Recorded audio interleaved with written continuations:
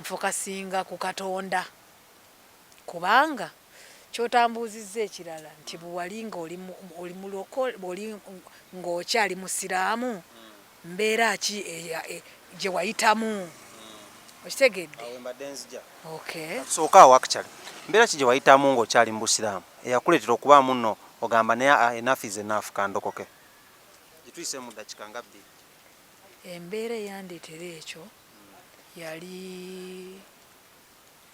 nalwala nnyo bwe nalwala ennyo nemba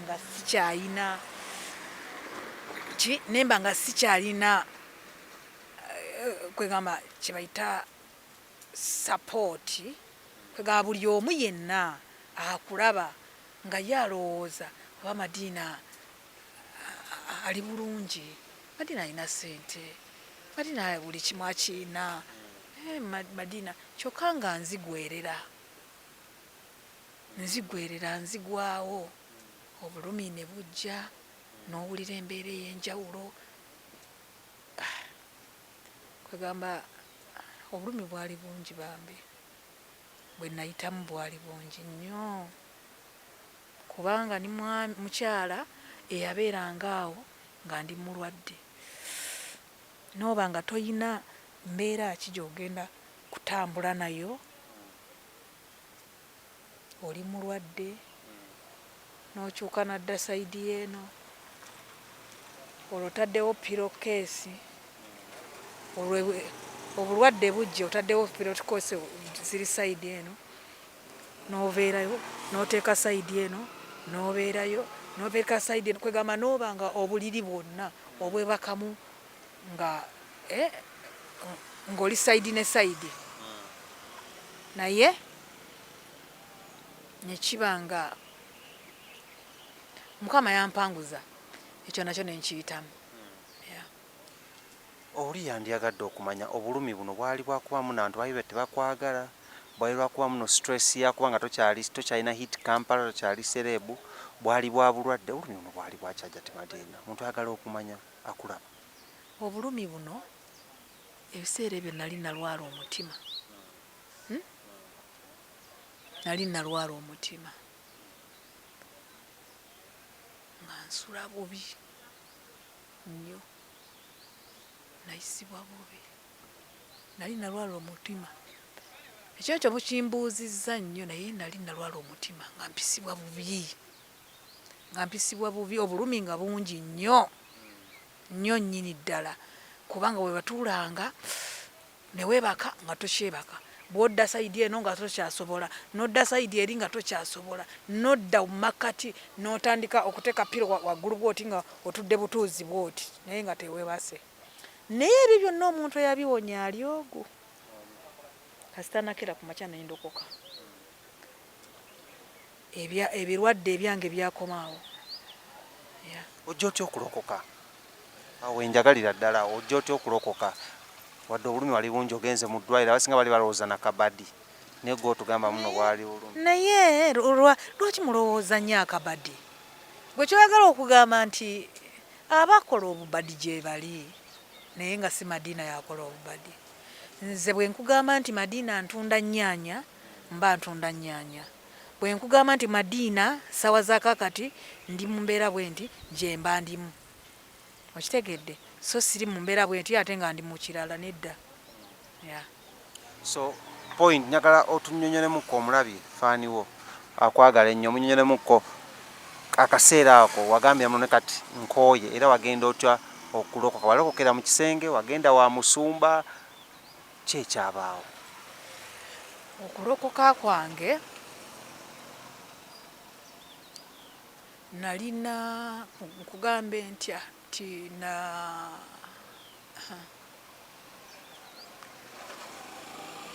natambula nalinawo embeera eyali empisizza obubi ennyo nga noonya akasente akokuba nti mpitamu ekyo ekizibu naye nentambula nengenda waliwo omwami bamuyita mukulu Kalema muyitanga taata muzeeyi Kalema nengenda waali bwe natuuka ewali muzeeyi Kalema natuukawo nga embeera etabuse olwo emabega eno nga sinaba kutuuka wa muzeeyi Kalema ebintu byali bintu binsuseeko nga ntabuseemuko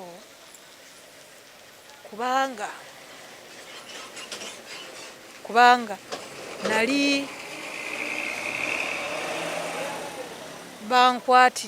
bankwata nali nziruka abantu bwe batyo bwe banyumiza nali nziruka ne bankwata naye nga ndi bwereere nali ndowooza oba nali mu pati oba nali mu kikwa nagenda okubanga eyeesumululako ebintu bino nga nsumulula ebireesu neesumulula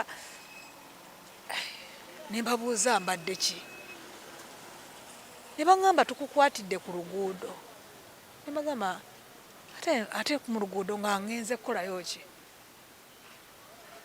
ne buli omu yenna buli omu yenna ng'avaawo buvi ng'awuuna buwunyi ne ntambula ne ŋŋenda mpaka ewa muzeeyi Kalema bwe natuuka ewa muzeeyi Kalema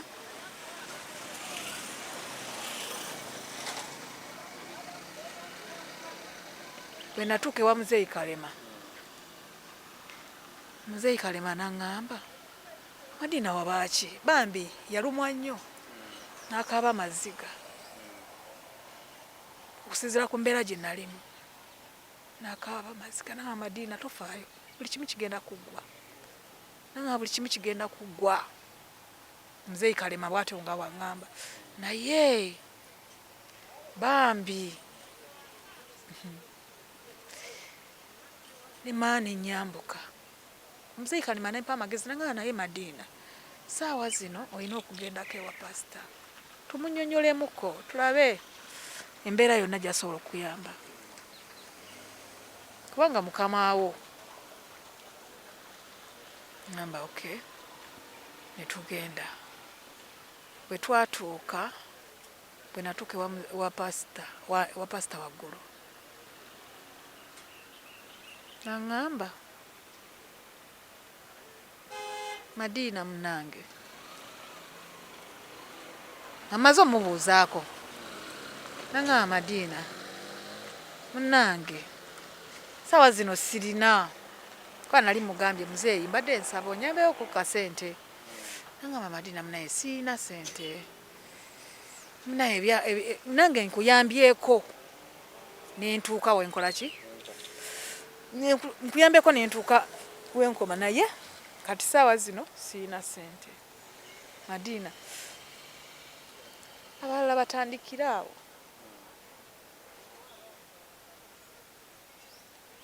ekigambo kyokka kyeyayogera abalala batandikira awo nawulira bubi kubanga nali siina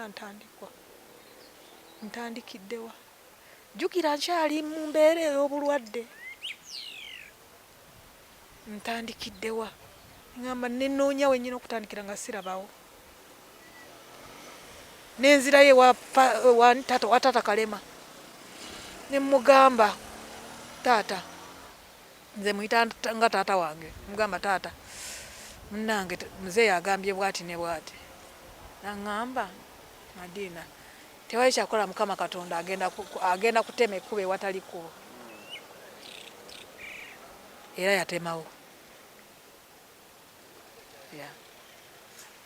emboozi ya Hajati Madina ekwasa ennaku erimu ennaku nnyingi nnyo pasita Yiga amaze omugoba mugambe alala batandikiraawo talina wakutandikira naye Mukama atemye ekkubo Mukama ku kkubo erimu lyatemye we wano wennyini nyini we tumusanze si kyekyo olwo ekirowoozo kino ekyokutandika okuba nga otandikawo akadaala wansi we wali okuba nga otunda ennyaanya gwe yali serebu ayogerwako e Kampala ow'erinnya atambulira mu mmotoka eziri tinted eza black okijjawa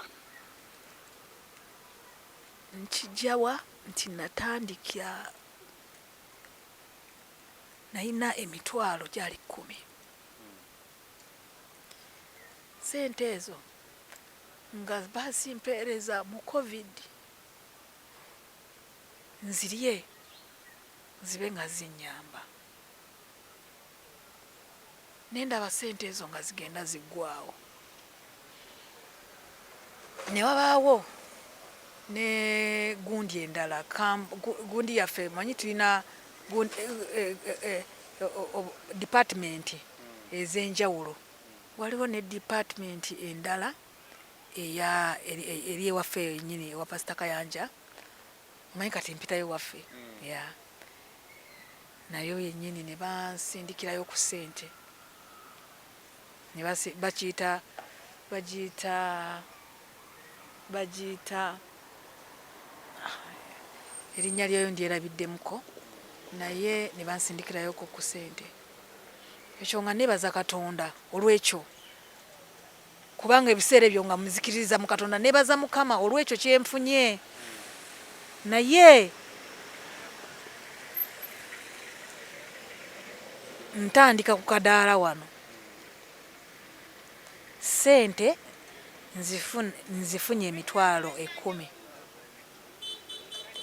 Nzija nzirya mpola mpola, ndaba nga wasigaddewo 1.5. Ngambe 1.5. Bwe ndi 1.5 ne guggwawo, gugenda kuba ngenda tandikirawa.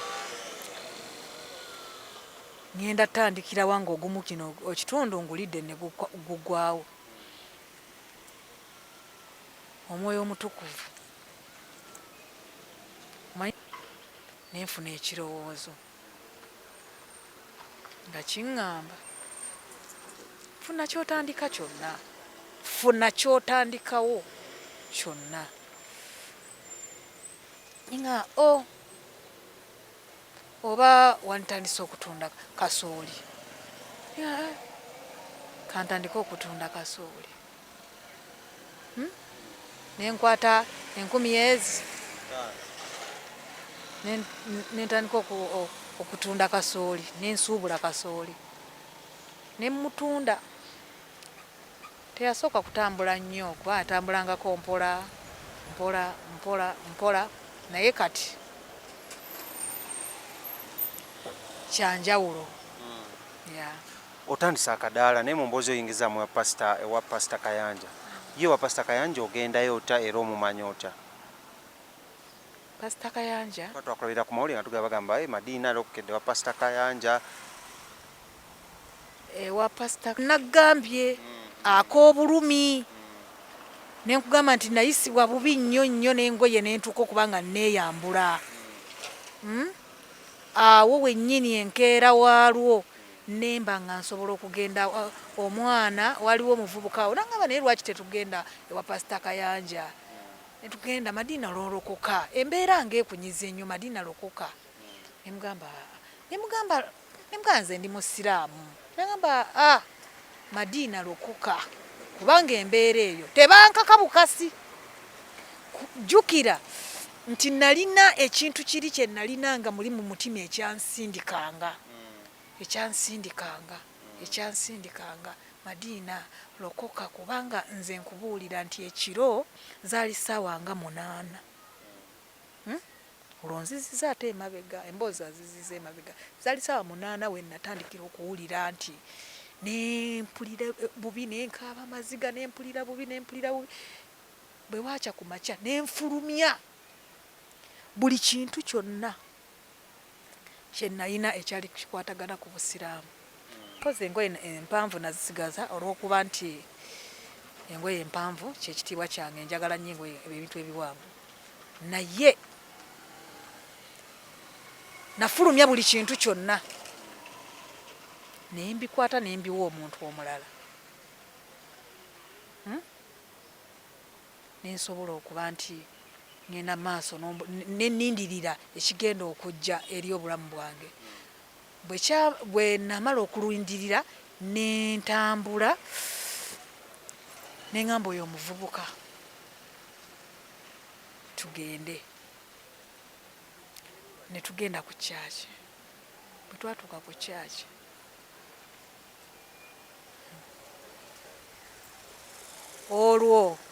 olwo maze okuwulira gwe muli munda ova kulumirizibwa naye eddoboozi lokoka okulumizibwa okuwulira eddoboozi eryo lokoka era erwamala okuba nti njatula obulokozi tewaali kintu kirala kyasembayo kubanga nsobola okufuna ekishamu era bwe nalokoka nafunirawo emirembe eri obulamu bwange.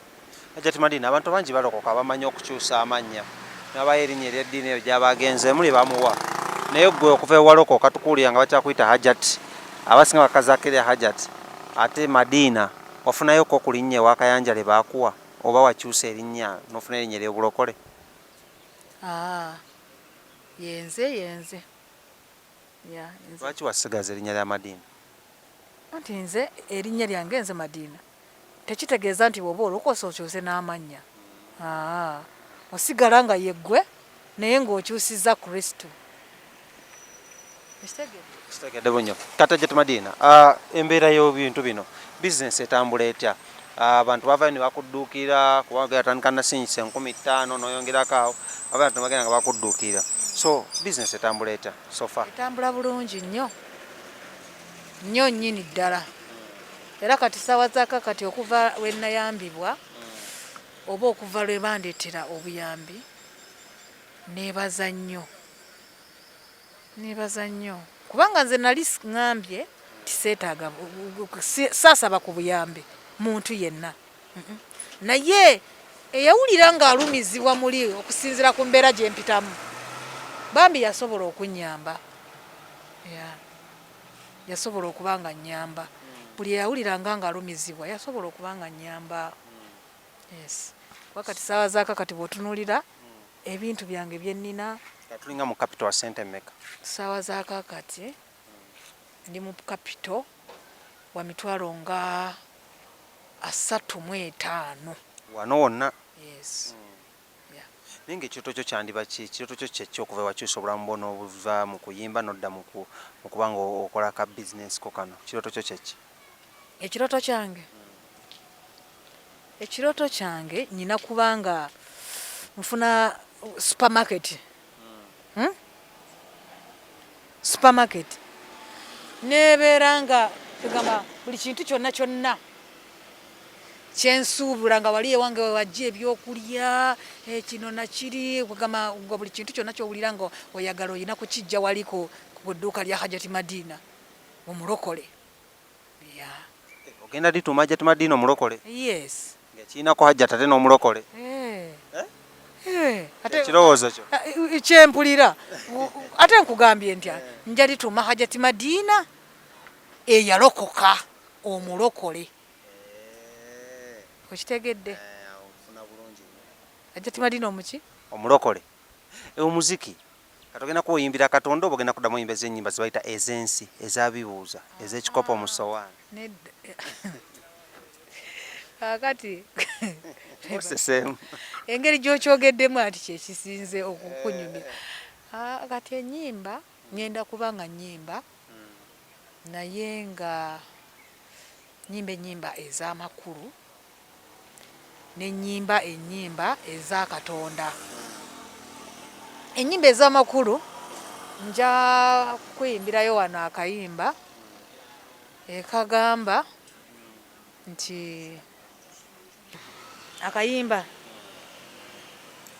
kagamba nti nze ndi namunswa siyoga era ndikaddiwana yono ninga namunswa sikyuka namunswa alya ku nswa ze nze ndi namunswa natula namunswa atava mu kiswa kye.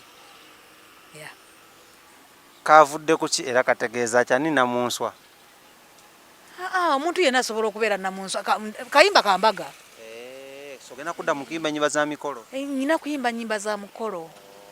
Ennyimba ez'omukolo, ennyimba kwegamba ez'embaga, kwegamba obubagabaga bwonna bane wendi soko basabe emirimu badage embaga badage nge covid yaweddeko badage wendi kubanga obuwimba bw'embaga mbuyina okitegedde ina address owamanyi takera ke kadde nangirire nafuna address okitegedde mbajagala nenkola nenzija nenyongera mu business yange ono obikwasaganya otya ebibiri wange bagamba yakoze ki nedda sebo olugero luli awo luntabukiddemu kubanga obenjovu teremerera masanga gayo enjevu teremererwa masanga gayo nze mmanyi bwengenda obikwasaganya bwengenda obikwasaganya naye nga byombi obyagala yes onoosobolanga okubanga eriwo okuba omuziki nomana ojja no kadaala kono yante bakusekerere wangi tutya okukusekerera ng'ozzemu n'okuba hiiti ntuyiza okuddawo n'otukuba hiiti awo ne bwenkuba hiiti kanzijeko n'akantu kano mpolampola ne bwenkuba hiiti eyenkanawa amazima ga Katonda mu ggulu nyina kusigala nga ndi ku kadaala kange nkola olayidde olayidde ndayidde Hajati Madina tetukomyawo wano nga tokyasowako yakadaala ndayidde kiwedde yes kale ebigambo ebisemba eri abatulaba ne bafans bo n'abantu bonna bakubeereddewo mu kano akaseera era bakuyambyeko bannange abanyambyeko mwenna ndi musanyufu nnyo nnyini ddala okutandikira ku meeya Elias Lukwago yanyamba nnyo yakola kyamaanyi nnyo okutegeera nti ndi wano nakwata kyasobodde nasobola okubanga nyamba bannange ndi musanyufu nnyo saagambako nti njagala buyambi naye Anatali Yahuzi yagamba asobola okuyamba omukyalo ono amuyambe okitegedde bannange nebaza nnyo buli muntu ayawulira omulanga najja n'asobola okwenyamba ndi musanyufu nnyo nnyini ddala era mbaagala nnyo mu linnya erya Yesu Kristo omwana wa Katonda omulamu kubanga yekka gwe tulina okuba nga tukkiririzaamu yekka Mukama gwe tulina okuba nga tuwa ekitiibwa ffe tetuyina buyinza bwe tusobola kuba nga ffe kwegamba tetuyina kye tusobola kulwanyisa era tetuyina buyinza bwonna okuggyako Katonda ng'asazeewo ekintu kiba era eno embeera gye ndimu sisobola kera ku makya naye njejjusa kubanga Mukama Katonda yasalawo ng'eyo embeera nina okugibeeramu nsobole okukyusa obulamu gye bujja mu maaso kale tweyanza nnyo Hajati Madina webale nnyo obubaka bw'owadde abantu era twagala okwongera okwebaza n'okukulisa okuba nti kati bizinensi yeyongedde ogejja omudaala guuguno obukala bwebo era twagala okwebaza okwegattawo mu ddoboozi bukala obwalagirwa Hajati Madina okyamanya obugambo obwo kale abadde ku kamera bamuyita mwana mulenzi Lawrence era twagala okubeebaza mwenna gye mutugobedde okuva gye twatandikidde paka ono nnyini we tukomye mbadde side ze wakaliga amanya ddoboozi Peter King Smith genda wansawo subscribing ku channel yaffe bagiyita Celeb Jazz Extra tubeere nga aleso okubanga ogattako ettaffaali ku bulamu bwange twongere okusabira Hajati Madina n'okumusupportinga mu buli mbeera yonna esobose musiibe bulungi mweraba